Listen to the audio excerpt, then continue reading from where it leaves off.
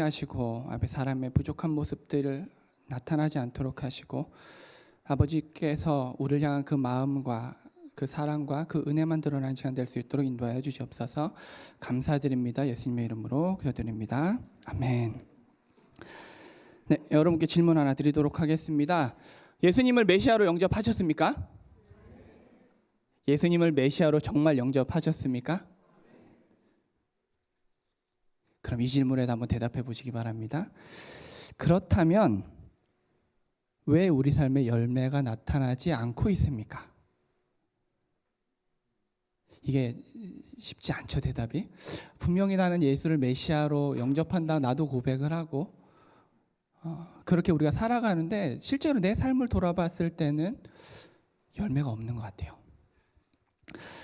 이 질문에서 열매라고 하는 것은 물질적인 것이 절대로 아닙니다. 그냥 내 인격, 내 인성, 그리고 내 삶에서 맺어지는 복음 전도에 대한 열매들, 그런 것이 내가 분명히 예수 그리스도를 메시아로 영접하고 있는데도 불구하고 열매가 나타나지 않고 있습니다. 열매가 내 삶에 나타나지 않고 있다라면 다음 제가 말씀드린 두 가지 중에 한 가지 또는 두 가지를 다 제대로 알지 못하기 때문입니다. 첫째는 예수는 누구인가? 그리고 둘째는 나는 누구인가? 오늘 본문 말씀은 이 질문에 대한 대답을 우리에게 알려줍니다. 우리가 먼저 비유가 무엇인지 대해서 먼저 한번 짚고 넘어가도록 하겠습니다. 비유란 무엇을 설명하기 위한 수사법으로서 어떤 현상이나 사물을 직접 설명하지 아니하고 다른 비슷한 현상이나 사물에 빗대어서 설명하는 일이라고 국어사전에 나와 있습니다. 그러니까 비유, 은유, 메타포라고 하는 것은 그 비유의 대상이 적절해야지만 이 효과가 발휘된다라는 것을 알 수가 있습니다. 그렇다면 우리가 너무나도 잘 알고 있는 우리 사마리아인의 비유를 한번 보도록 하겠습니다. 오늘 이야기는 너무너무 잘 아시는 이야기입니다. 그리스도인들만 아는 게 아니라요, 비그리스도인들도 너무너무 잘 알고 있는 이야기입니다. 그래서 한국 같은 경우는 선한 사마리아인법이라고 해서 법이 만들어지기까지 했죠. 우리는 이 이야기를 내 이웃을 돕고 사랑하라라는 이야기로 알고 있습니다. 이 이야기가 정말로 도덕적인 삶을 우리에게 살아라라고 말하고 있는 것인지 우리가 한번 의문을 품어봤으면 좋겠습니다. 이 이야기가 도덕적으로 우리에게 착한 삶을 살으라고 하는 비유로서 온전히 역할하기 위해서는 그 주인공이 우리가 우러러 볼 수 있는 사람이어야만 합니다. 그런데 아시다시피 유대인들에게 있어서 당시 사마리아인은 개와 같은 존재였어요. 철저히 무시당하고 철저히 배제당하던 존재들이었습니다. 그런데 이 이야기에 등장하고 있는 악역은 그렇지가 않습니다. 당시 유대인들이 가장 존경하던 제사장 그룹과 레위인 그룹입니다. 그러니까 유대인들이 가장 존경하던 그 사람들을 아주 나쁜 사람으로 만든 다음에 그들이 개처럼 여겼던 사마리아의 사람을 가장 착한 사람으로 등장시킵니다. 그렇다면 이 이야기가 유대인들한테 이 사마리아인처럼 남을 돕고 살아라라고 하는 도덕적인 이야기로 들렸을까요? 유대인들에게 교훈을 주려고 했던 이야기라면 주인공을 바꿨어야 해요. 사마리아의 사람을 나쁜 사람으로 만들었어야 하고 유대인 지도자들을 본받을 만한 사람으로 만들었어야 합니다. 그렇기 때문에 이 이야기의 초점은 사실 그게 아니었던 거예요.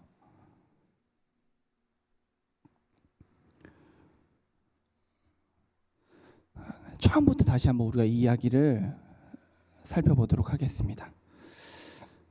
처음에 예수님께 율법 교사가 와서 질문을 합니다. 어떻게 하여야 영생을 얻을 수 있습니까? 그리고 예수님께서는 다시 율법 교사에게 되묻죠. 성경에 어떻게 기록되어 있고 내가 어떻게 그것을 읽느냐? 너가 어떻게 그 말씀을 해석하느냐라고 되묻습니다. 그럼 율법교사가 대답을 하죠.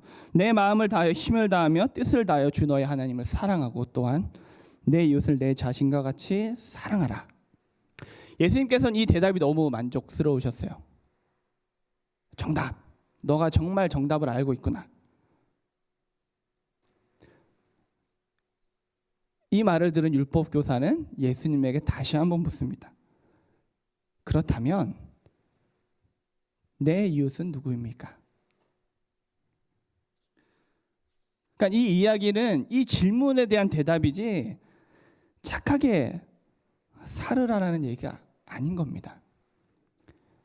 이웃을 도우면서 착하게 살으라라는 이야기였다면 이야기의 주인공을 굳이 사마리아인으로 잡을 필요가 없었을 것입니다. 그들이 존경하는 레위인과 대제사장을 더 착한 사람으로 만들면 더 쉽게, 더 효과적으로 이해될 일들이었기 때문입니다. 우리가 예를 들어서 우리 한국의 역사로 봤을 때 독립운동 하시던 분을 나쁜 사람 만들고 친일행위 하시던 분을 좋은 사람 만들어서 그분처럼 살아라고 했을 때 우리 대한민국 사람들한테 그 이야기는 절대 착하게 살라는 얘기로 들리지 않습니다. 마찬가지인 거죠. 그러니까 정말 착하게 살아라라고 얘기하려고 하셨다라면 유대인들이 존경하는 레위인과 대제사장들을 착한 사람으로 만들었어야지 이 이야기가 훨씬 효과적으로 전달이 되게 되는 겁니다. 자, 처음 율법교사가 했던 질문이 뭐죠?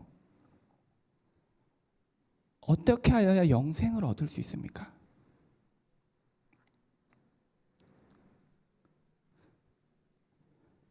우리는 이 이야기를 통해서 그 질문에 답을 할 수 있다라는 거예요. 그러니까 이 이야기는요, 도덕적인 얘기가 아니라 영생에 관한 이야기입니다. 즉 구원에 관련된 이야기라는 것입니다.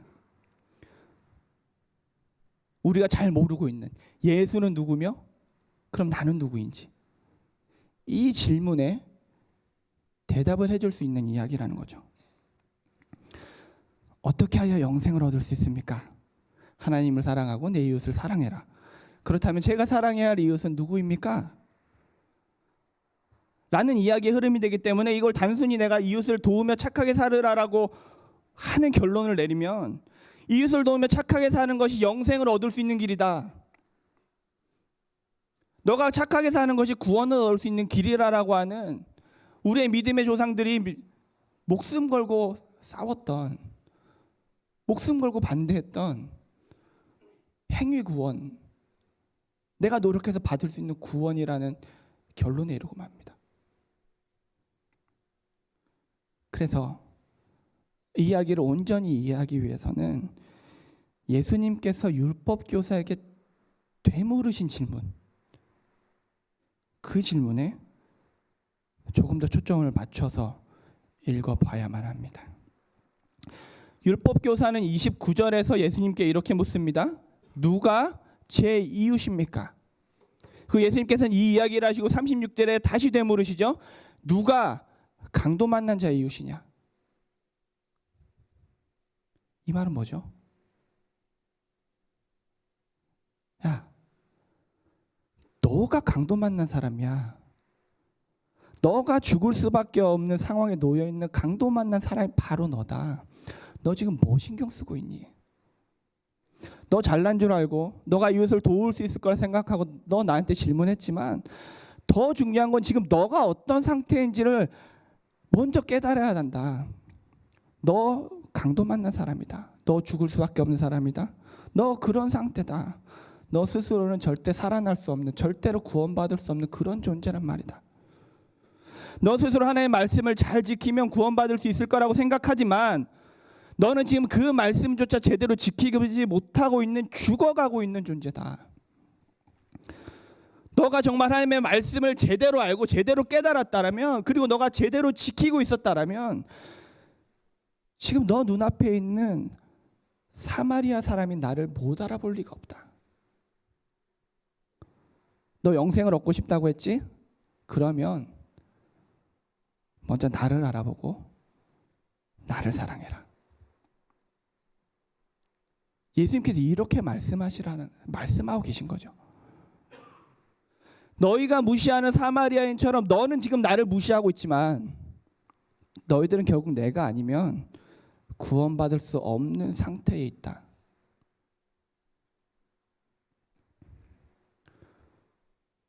우리 삶에 왜 열매가 맺히고 있지 않을까요?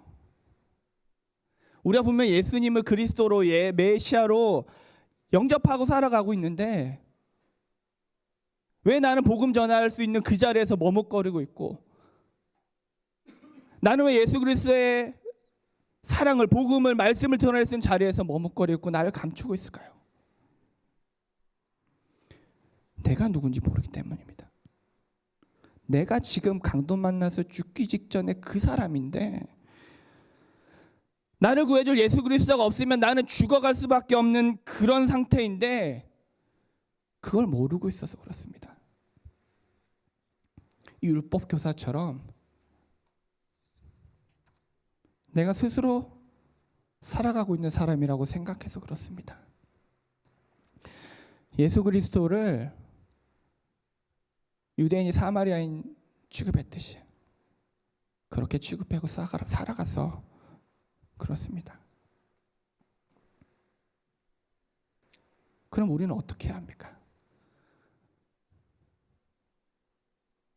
내가 먼저 그런 존재임을 깨달아야 됩니다. 내가 강도 만난 사람임을 깨달아야지 내 삶이 변합니다.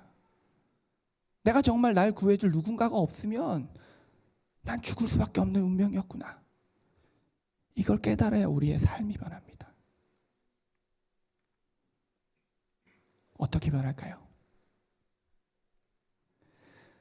이야기가 마치고 예수님께서 율법 교사에게 말씀하십니다. 가서 너도 이와 같이 하라. 어떻게 하라는 걸까요? 우리가 여기서 조금 더 상상을 한번 해봤으면 좋겠습니다. 하나님께서 우리에게 주신 창조적인 능력을 발휘해서 이 이야기를 조금 더 상상을 해서 조금 더 깊이 들어가 봤으면 좋겠습니다. 이 강도 만났던 사람은 이제 어떻게 살아갈까요?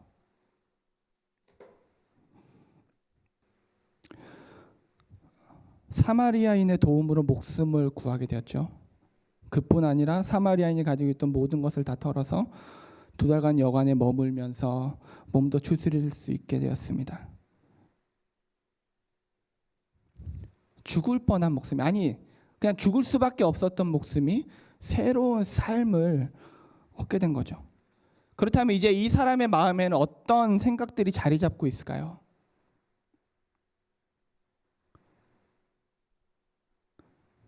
다른 건 몰라도 이거 하나만은 확실한 것 같아요.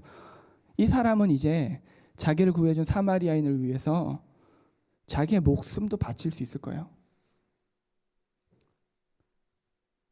그전까지는 그렇게 무시하던 사마리아인인데 이제는 누가 이 사마리아인을 비방하면 이 사람이 이제 어떻게 할까요? 너가 오해하고 있는 거다. 네가 생각하는 그런 사마리아인, 이 사람 그런 절대 아니다. 이 사람은 이제 자신의 생명을 구해준 사마리아인을 위해서 자신이 할 수 있는 건 모든 것을 다 할 거예요. 어쩌면 사마리아인이 돌아왔을 때에 그 사마리아인과 같이 길을 떠날지도 모르겠어요. 그리고 이 사마리아인은 또 길을 가다가 강도 만난 사람이 있다면 이 사마리아인은 또 그 사람을 돕겠죠. 그러면 이 사람을 따라 나섰던 이 강도 만났던 사람은 어떻게 행동을 할까요? 사마리아인을 돕겠죠. 사마리아인이 강도 만난 사람을 돕는 것을 이 사람이 지켜만 보고 있을까요? 아니요. 그 사마리아인을 도울 거예요. 왜냐하면 그게 자기의 생명을 구해준 사마리아인에 대한 보답이기 때문이죠. 그 은혜에 보답하는 길이기 때문에 자기가 할 수 있는 모든 것을 다해서 사마리안이 하고 싶은 것, 사마리안이 원하는 것, 사마리안이 하고 있는 것을 도울 거예요.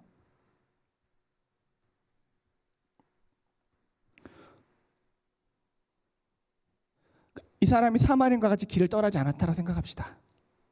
이 사람이 이제 다 나와서 이제 스스로 다시 길을 갑니다.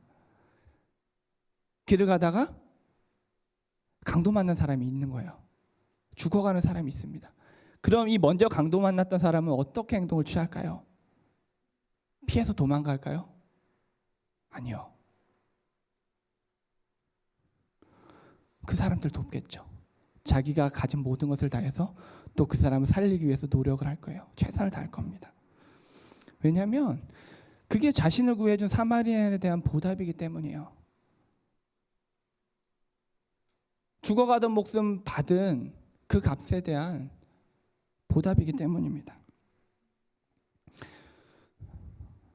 이 사람이 그 길을 가다가 또 다른 강도 만난 사람을 구해줬습니다.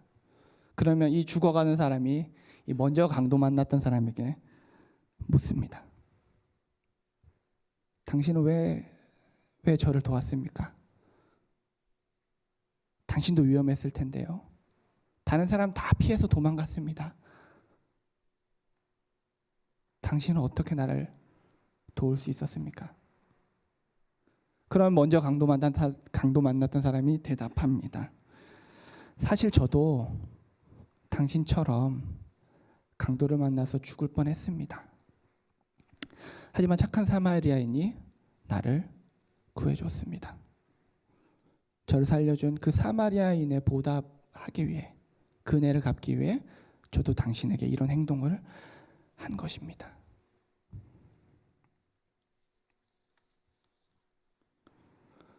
강도 만난 사람으로 살아가는 것. 글쎄요. 겉으로 드러나는 모습은 똑같습니다. 동일합니다. 남을 돕고 살아가는 모습들, 남을 위해 헌신하는 모습들, 똑같이 죽어가는 사람을 살리기 위해서 애쓰는 모습들, 열심히 복음을 전하는 모습들, 한 사람을 전도하기 위해서 자신의 모든 것을 내어주는 그런 모습들 똑같습니다. 근데 그 내용에 있어서는 전혀 다른 것입니다.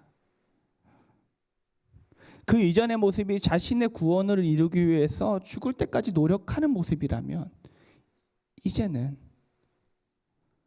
나를 구원한 그분의 사랑과 은혜에 보답하고 반응하는 모습인 것입니다. 어떠한 행동에는 동기라는 것이 중요합니다. 요만한 꼬맹이 아이가 있었어요. 근데 이 아이가 그릇을 깨트렸습니다. 그런데 이 꼬마아이가 그릇을 깨트린 것이 엄마 생일날 자기가 엄마를 위해서 뭔가 만들어주려고 노력하다가 잘못해서 깨트린 것과, 아니면 이 아이가 짜증난다고 그릇을 던져서 깨트린 것과, 그릇을 깨트렸다는 사실은 동일합니다. 겉으로 보이는 결과는 똑같은 모습입니다.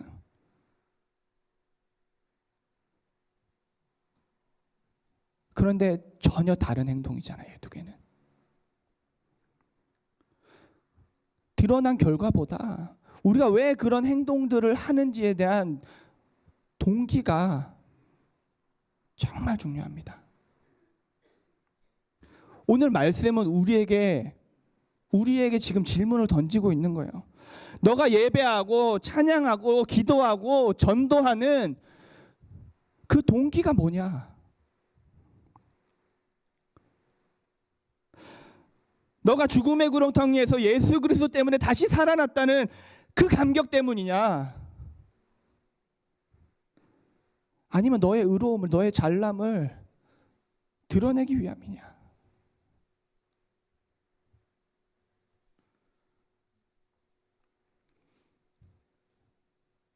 제가 이곳까지 온 이유, 제가 뉴질랜드까지 오게 된 이유는 이 이야기에서 시작이 됐습니다. 그전까지 보이지 않던 하나님의 자유함이, 기쁨이, 평안함이 내가 누군지를 제대로 알고부터야, 그때서부터야 보이기 시작합니다. 내가 율법 교사와 똑같았구나.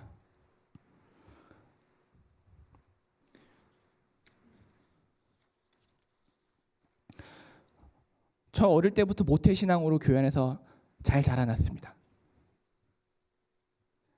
제가 착한 줄 알았어요. 왜냐하면 회개기도, 수련회만 가면 회개기도 하라고 그러는데 뭐 떠오르는 게 없는 거예요. 나 나쁜 짓 한 게 없는 거예요. 그냥 하나님 뭐 시키는 거 다 했고, 하나님 말씀대로 살았고, 기도하라면 했고, 찬양하라면 했고, 암송하라면 했고, 내가 도저히 회개할 게 없는 거예요. 제가 잘난 줄 알았거든요. 성경 퀴즈 대회만 나가면 항상 1등 했거든요. 항상 앞에서 찬양인도 했고, 저는 제가 구원받은 사람인 줄 알았거든요. 근데 알고 보니까 제가 율법 교사였어요. 제가 강도 만난 사람이었더라고요. 내가 죽음의 직전에서 헤어날 길 없는 아무 소망이었다는 것을, 아무 소망 없는 사람이었다는 것을 깨닫고 나니까 보이기 시작합니다. 내가 구원받은 사람인 줄 알았는데 내가 구원이 필요한 사람이었구나. 내가 구원을 받는 방법에 대해서 다 알고 있고 내가 그 길로 가고 있다고 생각했는데 아무것도 모르는 사람이었구나, 내가.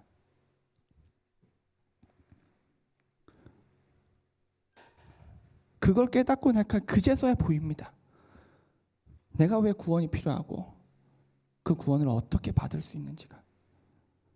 그리고 이런 나를 위해서 죽으신 예수님의 사랑이 얼마나 큰 것인지, 이런 나를 살리기 위해서 받으신 고통이 얼마나 큰 것인지, 그러면 나는 어떻게 살아야 하는지 그게 보이더라고요.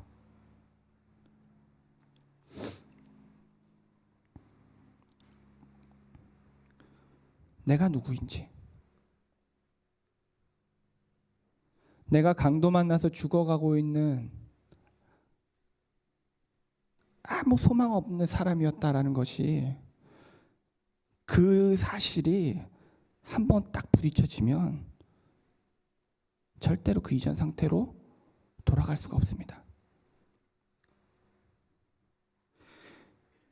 예수님이 나를 살리셨다라는 그 사실이 정말로 내 삶에 한번 부딪혀지면 다시는 예수님 없는 삶으로 돌아갈 수가 없습니다. 그리고 예수님의 뒤를 따라갈 수밖에 없습니다.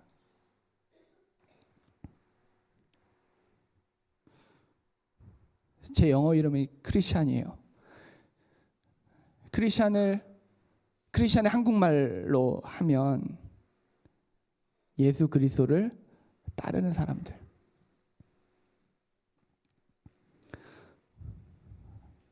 이런 사람을 한국말로 성도라고 하고 그리스도인이라고 합니다. 정말로 내가 강도 만난 사람이었구나. 내가 예수님 아니었으면 아무 소망 없는 존재였구나. 이 사실이 와서 부딪혀진 사람들, 이런 사람들이 성도고 크리스찬이고 그리스도인, 기독교인, 구원받은 사람입니다. 그러면 내 인격이 변할 수밖에 없어요. 내가 어떤 존재인지를 아니까 내 인격이 안 변할 수가 없습니다. 전도할 수밖에 없습니다. 내 안에 감격이 너무나 크기 때문에, 다시 살아났다는 그 감격이 너무너무 크기 때문에 안 꺼내 놓을 수가 없습니다. 헌금하고 봉사할 수밖에 없습니다. 이미 죽었던 사람이 더 이상 무슨 소유가 필요하겠습니까? 내가 지금 갖고 있는 그 입이 다 내 것이 아닌데.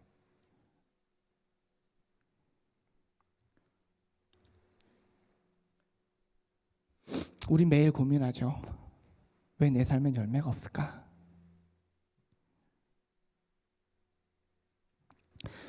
내 삶의 열매가 보이지 않는다면,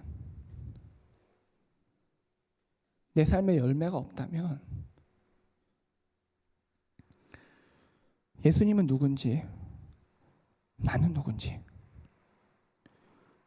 먼저 하나님 앞에서 고백해 보시기를 바랍니다. 한 번쯤은 내 믿음에 대해서 고민해 볼 필요가 있는 것 같아요. 내가 정말 크리스찬인가? 내가 정말 구원받았는가? 2년 동안 부족한 저를 많이 깨우쳐 주시고 격려해 주셔서 너무 감사드립니다. 사실 많이 고민했고요. 과연 저를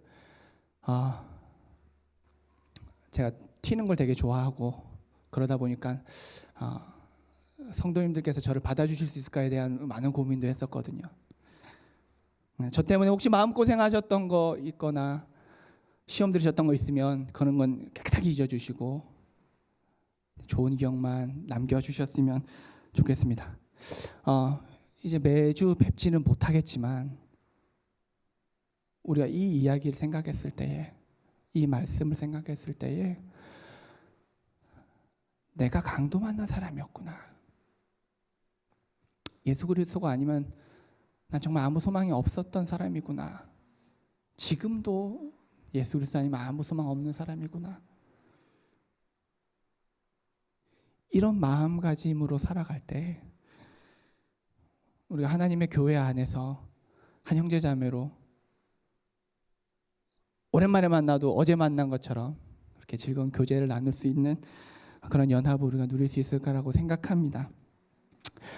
정말 감사드리고 정말 우리가 강도 만나는 사람으로, 먼저 강도 만났던 사람으로, 예수 그리스도 때문에 다시 살아난 사람으로 그게 우리가 살아가기를 간절히 소망합니다. 우리 기도하도록 하겠습니다. 아버지 감사합니다. 우리 안에 때로는 감격을 잃어버리고 때로는 내가 누구인지조차 잃어버리고 살아갈 때가 있음을 고백합니다. 아버지, 우리들의 마음 가운데 정말로 예수 그리스도 때문에 살아났다는 그 감격함이 있을 수 있도록 하시고, 내가 누구인지 정말로 구원이 필요한 사람이라는 것을 우리가 마음 깊이 새기고 살아가는 우리들이 될 수 있도록 아버지 인도하여 주시옵소서. 아버지 감사드립니다. 예수님의 이름으로 기도합니다. 아멘.